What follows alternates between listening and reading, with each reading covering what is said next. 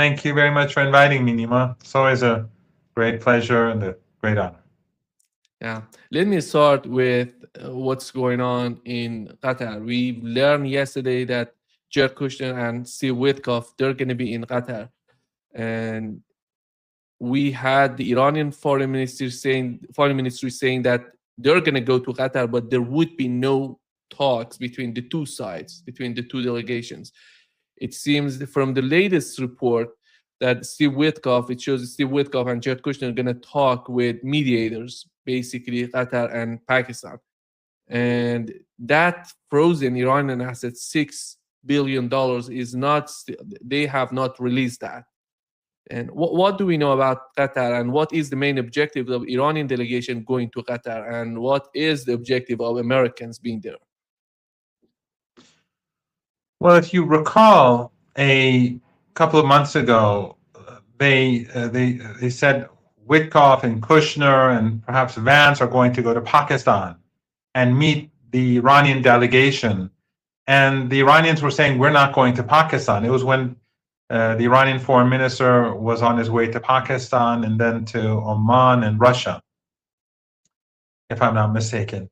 And the Iranians said, we're not participating, but and Trump insisted so much that this was going to happen that no matter what Iran said, many people didn't believe them. So, but ultimately there was no meeting. And if you recall, Kushner and Witkoff didn't go, and Trump said the trip is too long, and I don't know, it's an 18-hour flight or something like that. So this is similar to that. Witkoff and Kushner are going, and Trump declared that the Iranians requested a meeting. The Iranians made no such request. Americans want to meet the Iranians, and the Iranians are not going. No delegation is going today. That delegation that you're speaking of, I think, goes tonight. And it's not even the foreign minister; it's the person in charge of like the equivalent of a deputy minister, in charge because the foreign ministry in Iran has been restructured. So I don't know exactly what status he has, but he is going there to follow up on the issue of Iranian financial assets that have been stolen, and to have discussions with the Qataris. It has nothing to do with Witkoff, it has nothing to do with Kushner, and it has nothing to do with negotiations. As I said, not even the foreign minister is going for such a thing to be meaningful. So some people, they've been making a big deal out of this, but there's no plan for Iran to go, regardless of no one. I mean, I'm very surprised how people, even in Iran, sometimes we see people who believe what Trump says, whereas Trump is the most dishonest person around, and it's universally acknowledged. But sometimes I'm surprised by some people here in Iran who take his word seriously. But there was no plan on the Iranian side. The Iranians didn't send a delegation today, and the delegation that is going tonight is a lower ranking delegation, which has to do with one file exclusively, and that has to do with the Qataris.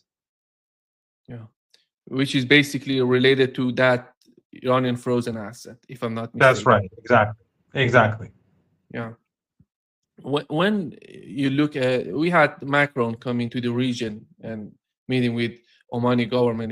It seems that he's seeking for some sort of, he has requested mine clearing corridor in the Strait of Hormuz, and he wants to send, I don't know, ships, these mine sweepers, something like that. And is that going to be acceptable for Iran to let, even with the authorization? I don't know what is the communication, because in the recent days we've learned that Iran is communicating with Omani government. Then Omani government may have a different decision, not that much close to the Iranian ones.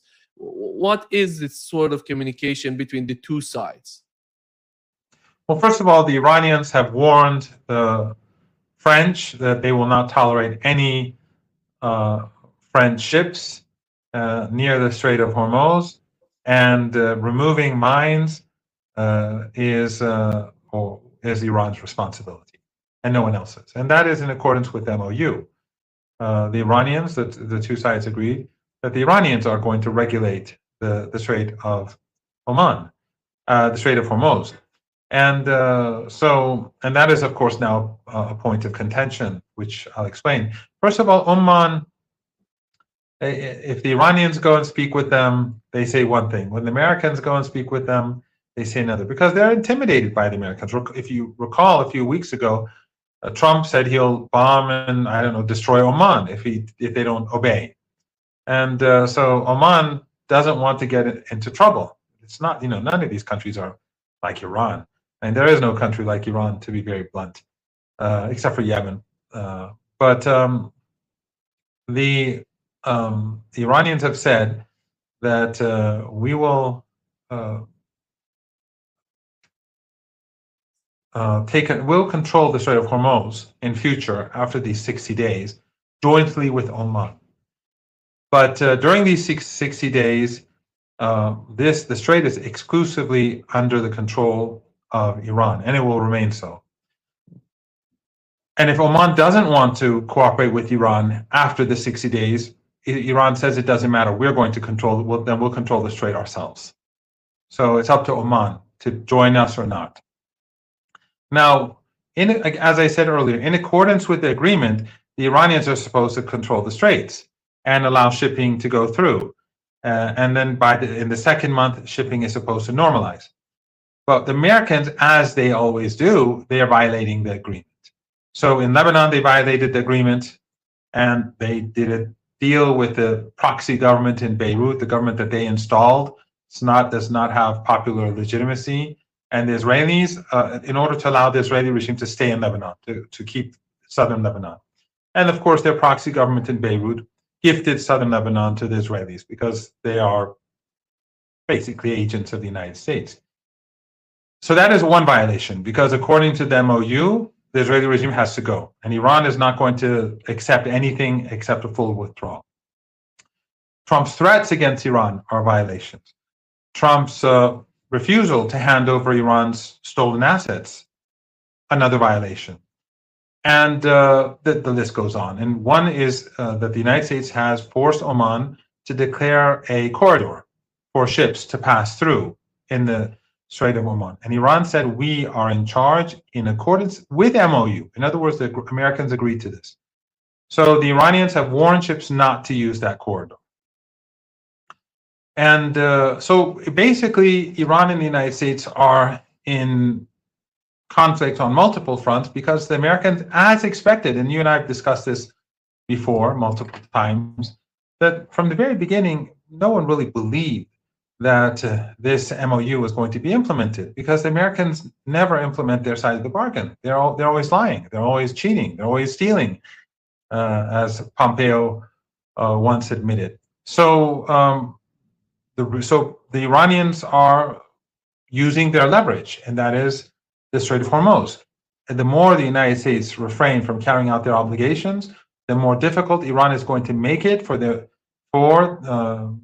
Americans with regards to shipping in the Strait of Hormuz. That's how it works. If the Americans force the Israeli regime out, if the Americans stop threatening Iran, if they hand over Iranian assets, then the Strait of Hormuz would be opened.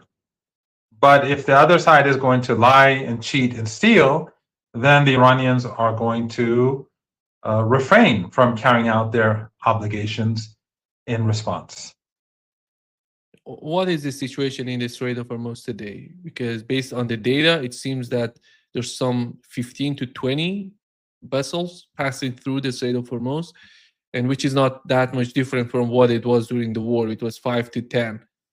And I don't know the number exactly today, but I think from what I understood, it was roughly 30 yesterday and 30 the day before. I don't know what it is today, but ever since the clashes between Iran and the United States and the threat made by the Iranian Navy, the Revolutionary Guards, naval forces in the Strait of Hormuz and the Persian Gulf against the United States, because there they also violated the agreement. Why? Because they attacked Iran. That's a violation. The Iranians were in control of the strait. A ship tried to pass through without Iran's consent, and Iran hit it with a light drone. And there wasn't much damage to that ship. And then the Americans bombed Iran. And Iran struck the Americans, I think it was in Bahrain. And then another ship tried to sail through. Iran hit that harder. And then the Americans bombed Iran more heavily, and not that heavily, but more heavily. And then Iran struck the Americans more heavily too. And then the Iranians issued a warning to ships in the Persian Gulf and to the Americans. Since then, the number of ships that have been passing through have decreased in number. So we don't have a normal situation, and it's reflective of the broader policy of Trump not to abide by his commitments. Can we say that there would be no tit-for-tat attacks between the two sides? Well, I think that this, if that happens, it will be initiated by the Americans, because that's how it's always been. It's always been the Americans who violate the ceasefire. Iran has never violated the ceasefire itself. The only thing that the Iranians would strike would be ships that ignore Iran's navy and try to enter or leave the Strait of Hormuz without their permission. Then that would be their they have the authority to do that. We had in the news, or maybe some rumors, that the United States said to Iran, without talking about nuclear program of Iran, there would be no, when it comes to the Iranian frozen asset, they're not going to release the Iranian frozen assets, since it's all dependent on the nuclear program of Iran, which is totally against what was said, what was written in the MOU between the two sides. Is that the case? Yeah, I mean, if anyone reads the MOU carefully, it's obvious that the Americans are not abiding by their obligations, but the Iranians are not going to be intimidated. The Americans have to be seen as carrying out their obligations. In other words, there has to be real progress according to the text. I mean, if you have the text, or your viewers can read it. There has to be progress, real progress, not fake progress. And we're not seeing that. And so the Americans, that's why the Iranians did not send their negotiating team, and they're not going to do so in the coming days, at least. The Americans have to make a decision. Are they going to, I mean, in Iran, this agreement was the minimum that was acceptable in Iran. And as you know, the leader, Ayatollah Seyed Mohammad Marandi, he sought for more, a more, let's say, a stronger deal. Not that he was against the negotiations or that he was against a deal, but he wanted something stronger. But he then gave a mandate for negotiations. But in that mandate, it was clear that this is it. This is the minimum. So this has to be implemented in full. And the chief, and so basically, President Pezeshkian wanted this. He's not the negotiator, of course. Dr. Ghalibaf is. Some people think Dr. Ghalibaf and Dr. Pezeshkian are one and the same. They're not. They're very different people. But in any case, the leader accepted this deal because Dr. Pezeshkian said he will make sure that it is fully enforced. And Dr. Ghalibaf, being the negotiator, is the person who has to make sure that it is fully enforced and carried out. And so if the Americans think that they can wear Iran down or force Iran to give new concessions or anything, it's not going to work. I mean, the deal is not a bad deal, but we know that the Americans are liars, that they cheat, and they're completely dishonest. And so we know that the chances for this deal were never, I mean, you and I discussed this. I was never very optimistic about the deal. The only thing that I felt could force the United States to carry out this deal in full was the threat of economic disaster. And the Iranians know that. And that's why they're not going to give up their leverage in the Strait of Hormuz. So when the United States tries to open up the Strait of Hormuz in violation of the agreement, that's what they want to do. They want to take away Iran's leverage, and then they would refrain from carrying out their obligations, and Iran would have nothing to counter that. But the Iranians are not going to accept this. So Iran is prepared to go to war. And as we speak, Iran is prepared to go to war. They've been preparing themselves for another war since the first day of the ceasefire. And the belief is that there is a big since then. And Iran has exported a large quantity of oil during this period because a lot of its tankers, which were full, were stuck. So those tankers are on their way to the markets in East Asia, and that will assist Iran in the coming weeks and months. But if the Trump regime does not begin implementing its side of the bargain, then the economic situation is not going to improve, and it will actually become more critical. So it's really up to the United States. They are creating this crisis for the world and for themselves.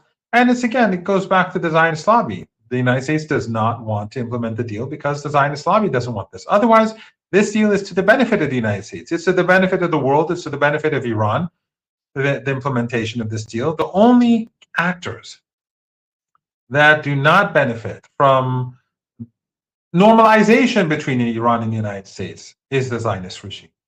So under no circumstances are the Iranians going to give any concessions with regards to the current MOU. It has to be carried out in full. Otherwise, it won't be ultimately implemented. And each step that has if Iran is going to carry out any steps on its side of the deal, it will depend on what the Americans do. Yeah. Here is paragraph number 5 of the MOU. It says, upon the signing of this MOU, Iran will make arrangements using its best effort for the safe passage of commercial vessels with no charge for 60 days from the Persian Gulf to the Sea of Oman and vice versa. The traffic of commercial vessels will immediately start in considering the need for removing technical and military obstacles and demining by the Islamic Republic of Iran within 30 days. By the Islamic Republic of Iran. Yeah. No one else. Not the French, not the Americans. Iran will conduct a dialogue with the Omani government to define the future administration and maritime services in the Strait of Hormuz. There is no mention of the United States being involved in the Strait of Hormuz. And these two attacks recently is because of what has happened between the two sides. That's right. Yeah. That's right. So Iran is acting within its authority in accordance with the MOU. In other words, even the Americans acknowledge this. Not that Iran cares or needs the Americans to acknowledge anything, but for the sake of this agreement, for the sake of this broader agreement, even the Americans have acknowledged this. And Iran will be in discussions with Oman. But if Oman doesn't want to be a part of it, then Iran will do it itself after the 60 days. Right now, it's just Iran.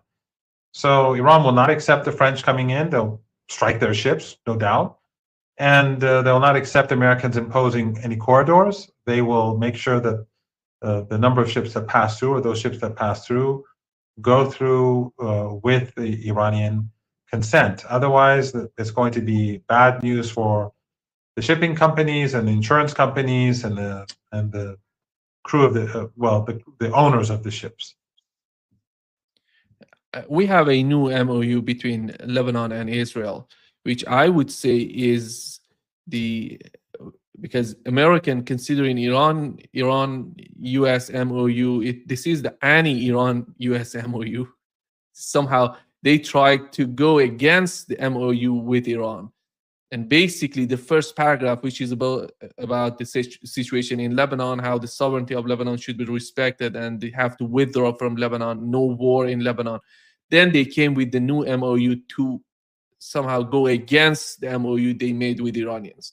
So looking at the paragraphs of that, basically saying that Israel is going to stay, they're going to stay in the southern part of Lebanon as long as Hezbollah is not disarmed.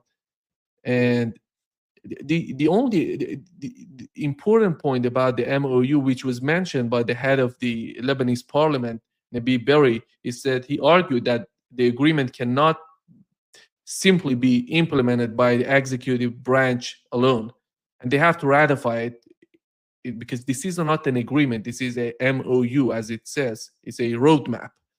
And do you think that the United States, because of their capitulation in the MOU they had with Iranians, they had to come somehow? They felt that they have to come out with a new MOU to contradict what they've done with Iranians? Yes, no doubt. No doubt that this MOU between Lebanon and the Israeli regime, which was imposed on Lebanon, and it's illegal in accordance with Lebanese law because negotiating with the Israelis is illegal.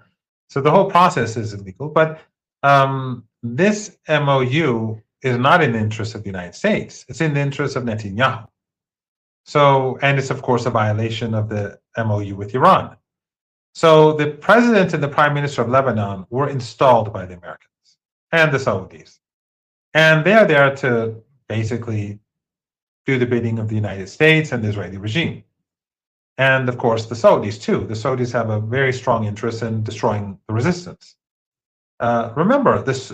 Always keep in mind that who funded, I think it's an email between Hillary Clinton and Podesta, I think, her campaign manager. I think he was her campaign manager. Podesta. And yes, Podesta. And in it, she says, I think she says ISIL, which is ISIS. That Saudi Arabia and Qatar fund ISIS, or ISIL, as she called it. That is